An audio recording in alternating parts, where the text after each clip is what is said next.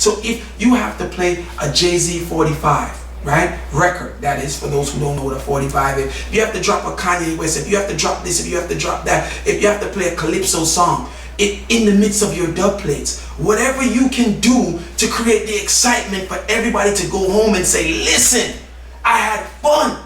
That's what sound clashing needs to be today, because the audience that we're trying to attract, they don't care about dub plates.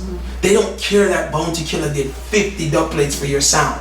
They don't care that you have a tenor saw dub and you're the only one that has it. They just want to relate to your energy, your speech, your performance, and your music. You know what I mean? And I think this is the larger percent of the problem.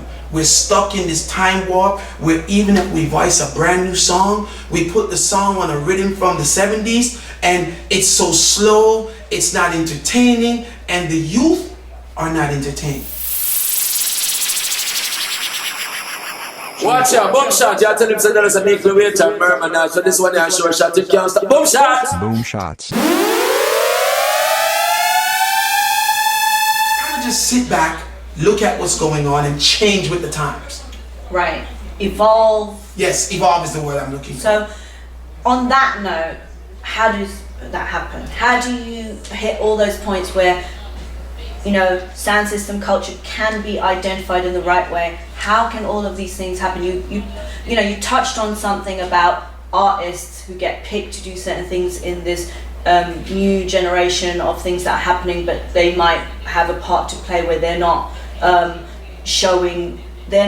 they're from Jamaica, but they're not kind of identifying it. That's part of what they can do, but is there other things that can happen? The evolving process is a very, very tricky one when you speak about sound system culture, especially when you talk about the sound clash, the competitive sound system culture, because the sound system culture is stuck in a time warp of tradition, right? And this is something that no one wants to talk about, but traditionally there are rules that govern sound system culture that no longer, it's not as effective as it used to be.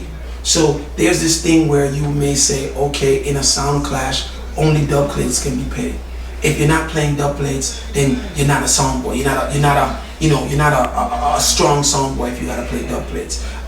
There's this next thing that says, well, in the tune for tune, which is the final segment of the showdown, right? Certain songs cannot be played during that time. You have to play the vocals. So maybe you'll be the Garnet Silk and the Dennis Browns and the this and the that. That's traditionally how the culture is. And you have a lot of people who hold on to that, which is part of the larger problem, because the new generation that's coming in, the tradition and the new generation is disconnected. The new generation wants to hear what they listen to on a daily. They want to be excited by what they listen to. But dance hall tradition in competitions is telling them that they can't do that. So when you go to a nowadays clash, the audience they're raving. You know what I mean? At the end of the day, when this whole thing is translated, right? A clash is supposed to be judged by who can motivate the audience the most. Right.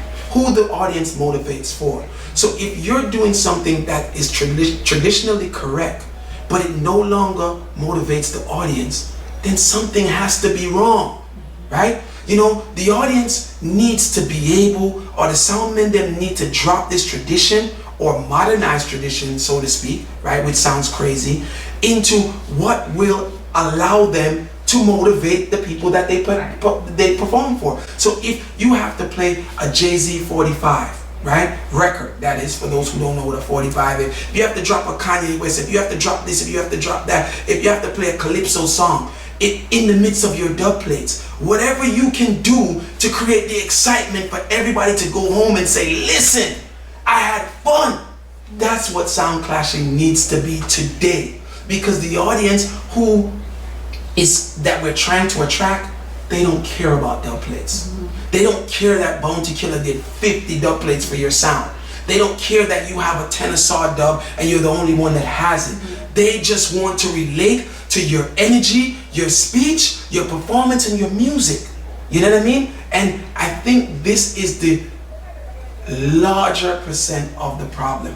We're stuck in this time warp where even if we voice a brand new song, we put the song on a rhythm from the 70s and it's so slow, it's not entertaining, and the youth are not entertained. So you have to ask yourself this: how many kids that are 17 and 18 that do you see lined up to become the next top selectors in the culture? Right. None, right? The people who are in our sound system competitive culture, the clashing culture, as icons on the front line, they've been on the front line for almost 2 decades now. Right. You're speaking of the Mataran, the Firelings, the Panther, the Ricky Trooper, you know, the Bass Odyssey Sound, the Stone Loves. These establishments has been around for over 2 decades. And you know, you cannot count on 2 fingers how many other new additions has come to that to say, okay, we're here, we represent the new generation. So it becomes like when you're growing up, your parents are listening to music in the house that you don't want to listen to that. You go in your room, you plug in your Walkman when you were younger, when Walkmans exist, and you listen to your music. You don't listen to your parents' music. So what's happening now is that we're trying to force the new generation to listen to our parents' music. Right. They don't want that. They want their music. And what was able to usher me and other persons from my era into the music was the selectors, the leaders of these teams. You know, I was an Addies and a Babyface fan, and when I was coming up, I wanted to be like Babyface. Babyface was hardcore, in your face, and playing his dubs, and you wanted to be like that. You have selectors that identify with Ricky Trooper and how he talks, and you have people, you know, Mataran is the girls' man, and you have people who say, oh, I want to be a girls' man like Mataran. These young kids have no selector that they're sitting and saying, I want to be like him. Right. So we're sitting here because one of the things that's happening soon, almost next week or the week after, is Rumble. Right? And is this a reason why you kind of created Rumble? First of all, let's talk about what Rumble is. Rumble is it's like a national championship, right? Regional championship. And I decided to do it because I see the change in times with the World Clash. So the original World Clash format that we set in 1998, it's timed out. And it goes back to the same thing that we're speaking about, right? You know, you're trying to attract more kids, you're trying to keep the culture going, you know what I mean? I want another company, you know, after Irish and Chin to grab the bat and take it for another 20 years. So I want to do what I can do to create that platform for them.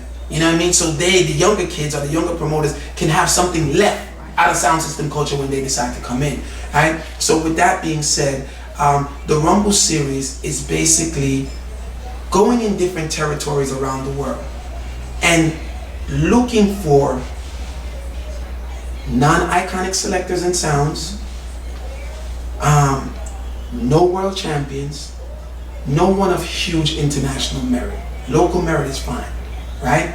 And giving them a chance to compete to go to World Clash. Okay. So what we did is the Mighty Crowns, the Bass Odysseys, the Kilimanjaros, all these famous sound teams that erected the World Clash brand, Mataran, and made it this monster Grammy competition. We're now saying, listen, this is time for us to kind of pause with those contenders, those world champions and those contenders, and give the platform to the next generation of sound systems in order to create new stars, you know, new personalities, new energy, new following for the World Clash brand and for the sound system culture. So we created these Rumbles, and the Rumble series is basically a series that goes into every territory that we select, Canada, the US, the Caribbean. We just did Japan. And give these, you know, sound systems, young sound systems. And when we say young sound systems, we're not saying young in age, your collection of music. We're saying young to the international exposure. You know what I mean? And that's a terminology that's used in sound system culture. If you're in a bus, International, then yeah, young song. That's just how. So not to discredit. Yeah, those, not to. Yeah, it's just 70. Yeah, it's just a term. So a sound system who's been 17 years old, 17-year-old in the industry, but does not have the exposure, the international exposure, where you can be in England and that person is in Jamaica and you still know about them. We call them young sounds because they're still young in their career, even though they put in years. Right? Now, these are all young sounds. They compete for a regional title. So let's look at Japan, for instance, that we just did, right? Japan, 5 or 6 sound systems. The event was hosted by Mighty Crown, who is the rulers of that region, right? And these sound systems, they competed in a very intense competition, very entertaining. It probably was more entertaining than some of the sound clashes that I've been to in like the last 3 years, right? Because these guys are hungry and they want to get on the international stage, right? The winner of that competition now comes to the World Clash and represents Japan. And then we move to other territories. So we'll move to Canada, right? And that winner will represent Canada. We move to, the UK, same thing. We go deeper into Europe, same thing. So then will the next World Clash have all these new winners? Yes, now we can't, because the whole formatting is still young, we're doing as much as we can do every year. So this year, for 2017, we'll have Canada, we'll have Japan, we'll have the UK, we'll have the US, and hopefully we'll have Europe, right? Which kind of leads us to then maybe pick a sound from the Caribbean for this year. But eventually, in maybe 2 years, everyone who goes on the world class stage has to be a national champion of their country or their region. Amazing. Right? And what this does is, over a period of time, since 1998 till now, the industry has only celebrated one trophy, which is the World Class Trophy. We've only celebrated one sound. So at the end of the year, this sound who won is the big man. What we're doing now is we're going to be celebrating multiple trophies, because even though you won Canada Rumble and you go to World Clash, and let's say for instance you lose the World Clash, right? When Rumble comes back to Canada, you still compete because you're the national champion. So it's a career builder for these young sounds. You're giving them platforms in which it would take them maybe years to get on their own. So you think about it. The Japan, right now it's Fujiyama. Fujiyama sound wins. He comes to the World Clash. If he wins, then he's now the world champion, and he will no longer have to commit to his national championship in Japan. But if he loses, he still gets to go there, and if he wins again, he goes back. So at the end of the year, we'll be celebrating, 7 or 8 regional champions, national champions, who will be able to still get publicity and internet exposure, interviews, and all of this as as an achieved sound.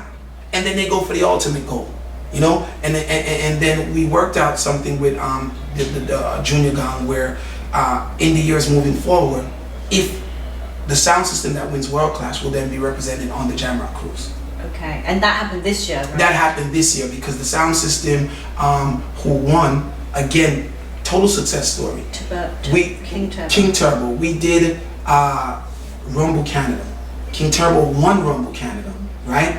Went to World Clash to represent Canada at the World Clash, and then they won World Clash, right? So they don't have an obligation to come back, but for the year 2016, they have 2 trophies that nobody can take away, and now they have international recognition in which they never really had before. Right. You know what I mean? So we're creating champions here and pushing the sound system culture forward. However, we're resetting the industry at the same time, because now in these World Clash competitions, you're allowed to play 45s.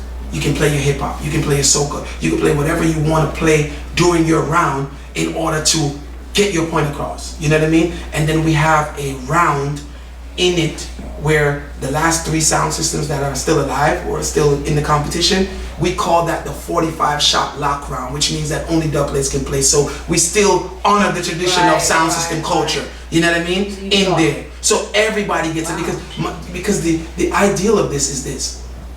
By the time you get to the 45 shot lock round where you only can play dub plates, a sound system would have already proven himself.